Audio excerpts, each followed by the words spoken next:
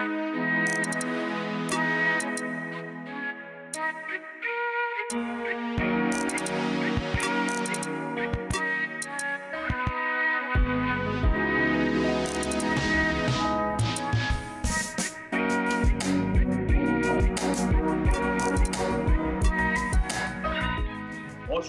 Allô tout le monde. Allô ma queen. Allô chérie. Aujourd'hui, on fait quelque chose de nouveau. Ouais. On parle d'un film. Oui. Mais en fait, on parle pas du film en tant que tel, mais On a un sujet. on a un sujet en lien avec justement le film. Comme on est des cinéphiles un peu, ben plus moi là que. Moi aussi, là. Toi aussi, ok. On aime les films. Puis on a décidé que de temps à autre, comme ça, on va vous proposer des films, comme si élaborés sur le sujet, donner notre opinion sur le sujet qui est traité dans le film. Et on commence justement ce vidéo club, si je peux dire, avec le film Sans dessus-dessous.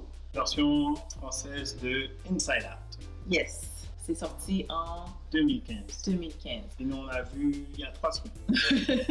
Puis franchement, ça a été, en tout cas pour ma part, une révélation ce film. Parce que j'ai trouvé qu'ils ont tellement bien traité, exploité le sujet que pour moi, j'ai trouvé que ce film-là, c'était vraiment un must. Il faut le voir. Alors justement, le sujet qui découle de ce film-là, c'est vraiment la gestion, tout ce qui est gestion des émotions, contrôle des émotions. Est-ce que les émotions gèrent notre vie? Encore, si vous ne l'avez pas vu, guys, peut-être même aller le voir avant d'écouter cet épisode. Major spoiler alert. Moi, la question, cette question-là que tu poses, à savoir est-ce qu'on est géré par nos émotions, essentiellement, c'est ce que le film avance. Qu'ils aient raison ou tort, c'était bon pour le film. C'était super bon pour le film. Là, comme s'ils mettent ça dans la réalité, est-ce que c'est tel que démontré dans le film? Mais en fait, ça dépend. C'est qu'il y a certaines personnes, toute leur vie, ils vont être contrôlés par leurs émotions. Pourquoi? Parce qu'ils ne vont pas avoir appris à gérer ces émotions-là. Un enfant, quand un bébé naissant, il va avoir faim, il va pleurer, il va avoir sommeil, il va pleurer, il va être sale, il va pleurer. C'est sa manière de s'exprimer. En grandissant, l'enfant, c'est comme s'il n'y a pas de filtre. Un enfant entre 1 an et 3 ans, c'est là que tu peux commencer à lui apprendre la gestion des émotions. Parce qu'avant ça, là, si tu vas prendre un jouet dans les mains d'un bébé de genre, disons 18 mois, ben lui, il va se battre pour prendre le jouet. Il va taper l'autre, il va faire un cri, il va agir sous l'émotion. Ça va être impulsif, son affaire. Comme il n'y a pas de filtre. Mais dans cet âge-là, entre 1 an et 3 ans, c'est là que j'ai pris l'exemple d'un enfant de 18 mois parce que justement, cette gestion-là, elle n'est pas encore établie. Tu as jusqu'à 3 ans pour commencer à lui apprendre la gestion de ses émotions. Puis une fois que c'est établi, mais c'est quand même un apprentissage continuel parce que l'enfant grandit, passe par plusieurs phases de développement. Encore une fois, il y a la puberté quand il commence à être adolescent, les hormones, tout ça. Donc, cette gestion-là, dont on pose les bases à un très jeune âge, ça va aider plus tard. Si on reste au stade où est-ce qu'on est géré par nos émotions, c'est à ce moment-là que ça donne des êtres impulsifs. Des êtres que tu vas leur dire quelque chose, puis ils se mettent en colère, puis next thing you know, ils te frappent. Ils commencent à se battre. Ok, mais des fois, t'as quel âge? On n'est plus à maternelle, là. T'as quel âge? C'est important de savoir que nos émotions n'ont pas à nous gérer toute notre vie. Puis dans le film, il y a justement un moment dans le film où est-ce que tu vois la différence entre l'adulte qui a des émotions puis l'enfant. C'est vraiment là que tu vois la différence entre l'adulte puis l'enfant. J'ai aimé le film, j'ai aimé l'image que le film a dépeint du système qui contrôle l'être humain. Là, est-ce que c'est nécessairement comme ça? En réalité, moi, j'ai envie de dire non, mais là n'est pas la question. C'est de se faire une idée pour, comment je peux dire, comprendre. La science qu'on a aujourd'hui, comme par rapport au point de vue psychologique, des différents stades, comme de maturité et tout, on en connaît beaucoup plus que il y a 300 ans, c'est clair. En même temps, est-ce que tu as besoin d'un livre pour élever un enfant? Est-ce que c'est comme si à chaque jour, là, tu devrais checker à quel chapitre tu es rendu? Moi, je pense qu'il y a des choses qu'il faut prendre, puis il y a des choses qu'il faut laisser. Moi, j'aime aller fouiller dans les livres, puis c'est mon côté un peu plus scientifique. Hein, comme, j'aime lire sur le développement de l'enfant, j'aime ça, comme le développement tout court. Là, même moi, des fois, il y a des choses, je vais aller lire sur ça. C'est pas mauvais en soi. La seule chose, c'est que il faut pas... Parce que ce qui est dépeint dans les livres, c'est la moyenne. Puis il y a des choses qui vont être dans les livres, ça va pas nécessairement fonctionner pour toi ou pour cet enfant-là. Tu peux avoir, oui, il y a certaines choses que tu vas peut-être mieux comprendre. Comme par exemple, il y a des livres sur comment élever des garçons. Il y a des livres sur comment aider les enfants à gérer leurs émotions. Puis tout ça, il y a beaucoup de choses que ça va te permettre de comprendre. Il y a des livres sur le concept de résilience. Comment faire en sorte qu'un enfant développe une certaine résilience. Puis ça peut aider à comprendre des fois comment l'enfant va penser ou où est-ce qu'il est rendu. Comme tu as remarqué un comportement, puis ça se peut que tu retrouves cet exemple-là dans le livre, puis tu te dis « Oh, je comprends maintenant ». Puis ça va te permettre d'ajuster comment tu fais avec l'enfant. Toutefois, moi, j'ai un problème quand, tu sais, par exemple, quelqu'un va lire ce livre-là, puis va me dire « Ouais, mais tu devrais faire ça parce que dans tel livre, il y a ça. » Ok, mais est-ce que tu connais mon enfant? Parce que chaque personne est unique, malgré qu'il y a des choses qu'on a tous. Si par exemple je parle du cœur, ben, le cœur de tout le monde est supposé fonctionner pareil. Quand ça ne fonctionne pas pareil, tu as un problème. Il faut que tu le fasses réparer. Mais quand on vient à ce qui est individualité, personnalité, tout ce qui est dans la sphère psychologie, tu vas avoir des variantes. Puis c'est pas parce que ça fonctionne pour toi, pour ton enfant, que ça va fonctionner pour le mien. Puis franchement, j'ai envie de dire, 2 enfants qui viennent de la même famille ne sont pas gérés pareil. Ils ne peuvent pas être gérés pareil parce qu'ils ne sont pas pareils. Bon, ben, ils peuvent ne pas être gérés pareil. Comme en même temps, et puis je comprends parfaitement ce que tu dis, you know, puis moi, c'est un peu ça qui m'a interpellé dans le film, à savoir, si un enfant donné vit une situation, je peux avoir lu un livre, puis dans le livre, j'ai vu un exemple, puis là, ben, la situation qu'on vit s'apparente à ce qui était écrit dans le livre. Puis je prends telle démarche qui est proposée. En même temps, c'est cette expérience-là que l'enfant vit. Combien même que moi, je ne suis plus à ce stade, mais j'ai vécu cette expérience-là. Ce ne sont pas des expériences nouvelles. Elles sont nouvelles pour l'enfant, mais elles ne sont pas nouvelles. Donc, ce sont des choses qui ont déjà été observées. Puis, il suffit que, comme si c'était l'adulte, considère la circonstance, comment l'enfant, tu vois, comme le perçoit, puis interpeller l'enfant, l'encourager à extérioriser ce qui se passe en dedans. L'enfant ne maîtrise pas ce qu'il vit. Mais ce n'est pas parce que l'enfant ne maîtrise pas ce qu'il vit que moi, je ne vais pas chercher à, comme si, encadrer l'enfant. Mettre l'enfant dans un cadre parce que c'est moi qui contrôle. Je ne vais pas dire à l'enfant, arrête de pleurer. C'est ça. Comme à chaque fois.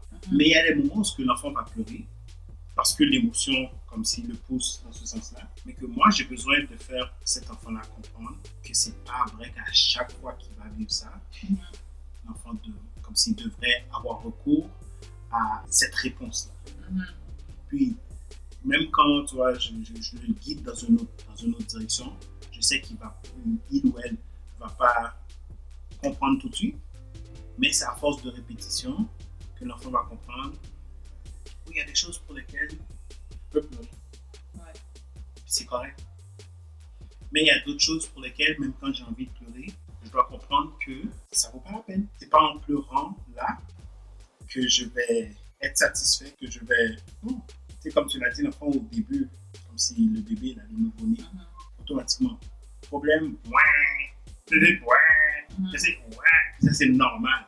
Ça fait normal. C'est même beau un bébé qui pleure, c'est beau. Mais cet enfant-là, il a pris l'habitude. Puis en grandissant, ben, c'est une habitude qu'il ou elle aura à apprendre à mettre de côté. Oui, quand il va pouvoir, parce qu'il faut qu'il apprenne à l'exprimer comme différemment, avec des mots. Et ça, si j'attends que l'enfant l'apprenne seul, ben, je risque de le laisser développer des mécanismes qui sont néfastes. Je risque de le laisser prendre une route qui n'est pas à son avantage, qui ne sera pas bénéfique pour son développement. Non seulement son développement personnel, puis psychologique, puis émotionnel, mais social. Donc, moi, je crois que c'est important de comprendre que le parent qui assume un nouveau rôle ait confiance en sa capacité de partager l'expérience humaine avec un autre être humain, sans abus de pouvoir, dans le respect Un coach de basket connaît le basket. Puis il peut prendre n'importe qui, puis apprendre la base à cette personne-là. Il pourra peut-être pas faire de toi un Michael Jordan, mais il va pouvoir t'apprendre le basket. On a beaucoup de coachs de vie de nos jours qui vont, tu sais, comme te guider, puis tout, moyennant quelques frais.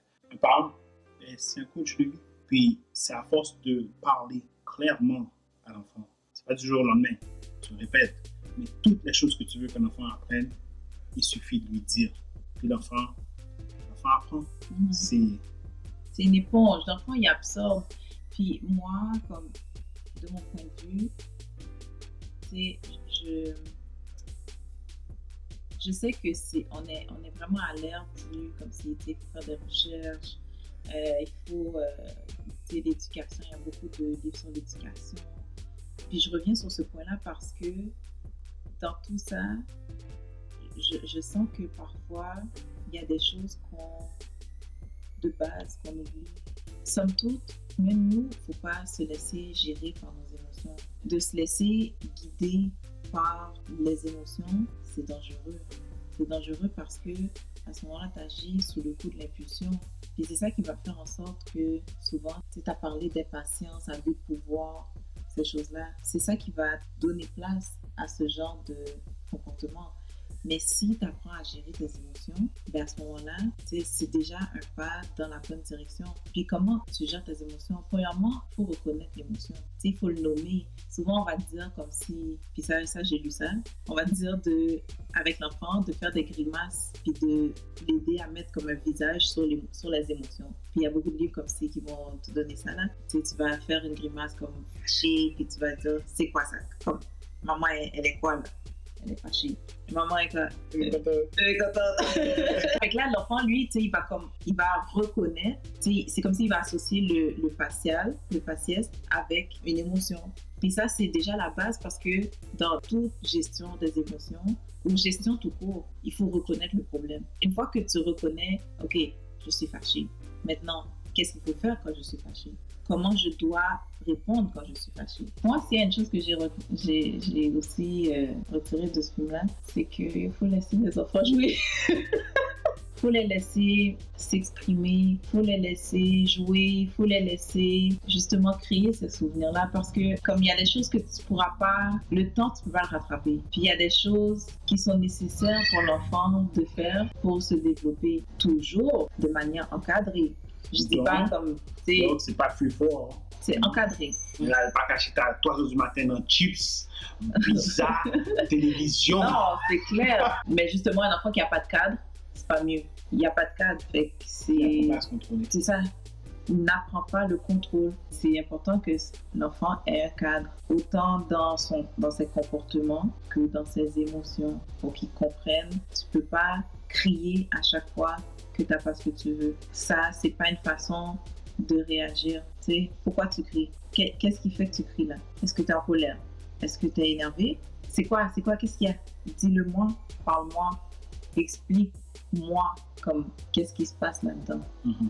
Puis ça permet aussi à l'individu de mettre des mots aussi sur ce qu'il ressent, sur ce qu'il vit.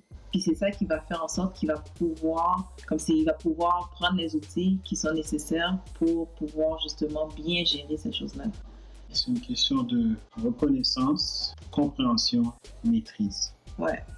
Puis tu ne pourras pas arriver à maîtriser tes émotions. C'est ça. Si tu ne l'as pas reconnu. Mm-hmm.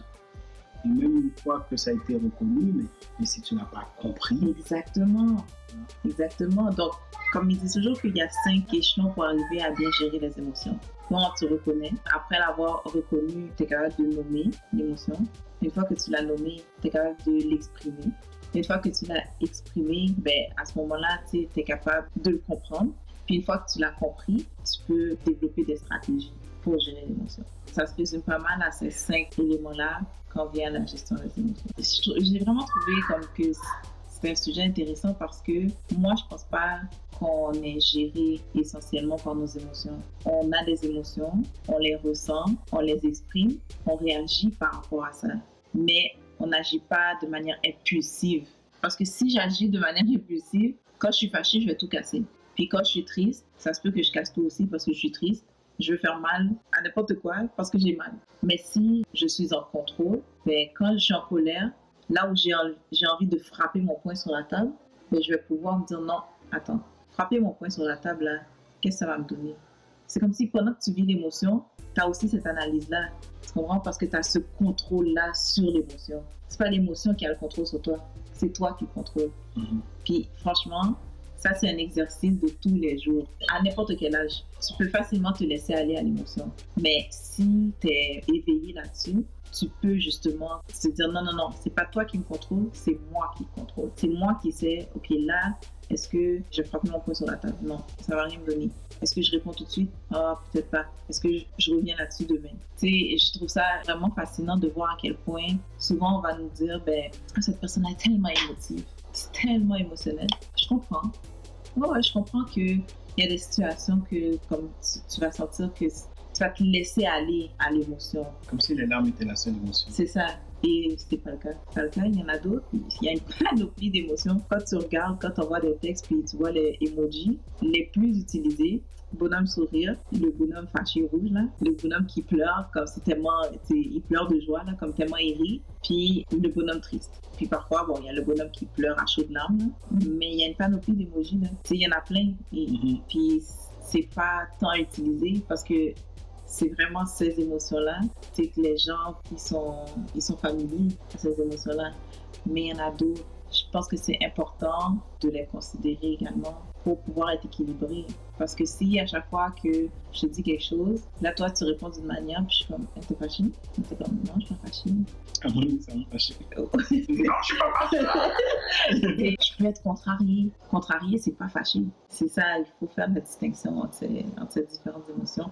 Mais le plus important, c'est vraiment de reconnaître nos émotions, d'aider l'enfant à reconnaître ses émotions, puis de l'aider à comprendre que l'émotion ne te gère pas.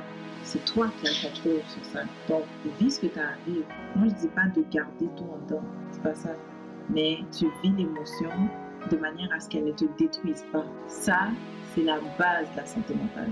Tu dois avoir un équilibre. Il faut qu'il y ait un équilibre, sinon tu vas te retrouver. Puis dans le film, on le voit aussi, cette image-là. Quand il n'y a plus d'équilibre, toutes tes îles tombent. Ça, c'est l'insight, si vous n'avez pas vu. Toutes tes îles tombent.